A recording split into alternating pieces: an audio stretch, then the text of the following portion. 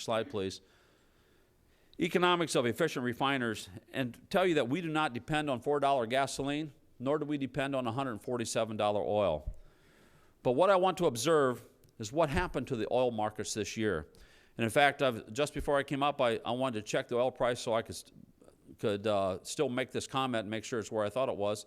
But if you look from July of this year, oil hit a peak of $147. Today's December the 3rd, it has dropped $100 since that peak in July.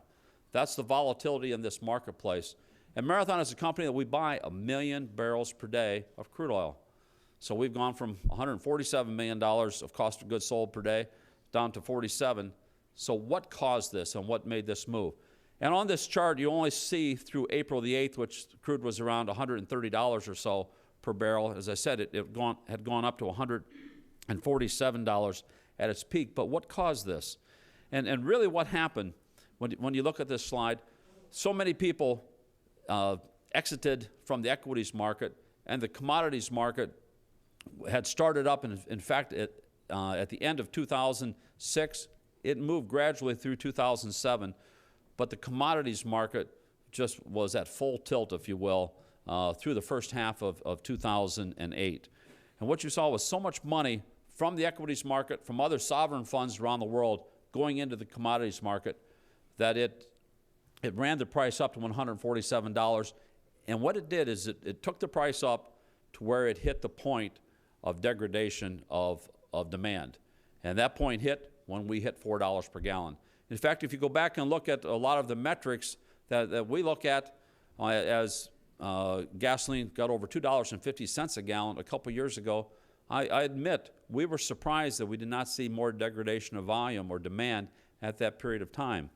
And what it was telling us is that most of the discretionary driving had already been taken out of the system before we got to that period. But we did see additional discretionary volume come out of the system once we got kind of above a $3 range, is where the mass transit systems, people gave up the priority, the quality of life issues to go back to using mass transit or to just quit driving from what considered to be discretionary in the past.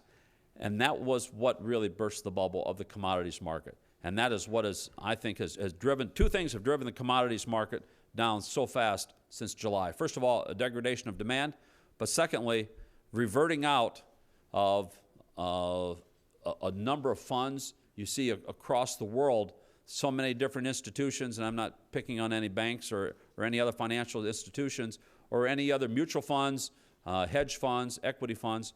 People had to, they had to fly to cash, if you will. They had to fly to liquidity.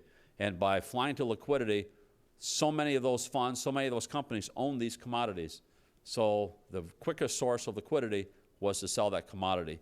And that's what has driven the price of those commodities down so rapidly. But let me take you now to world's population. And our belief is that the world population will continue to grow. The United States will continue to demand new energy, and we are, after all, an energy-intensive country, not a labor-intensive economy, but growing foodstuffs, and we're manufacturing products, and we're trying to move those products to the marketplace.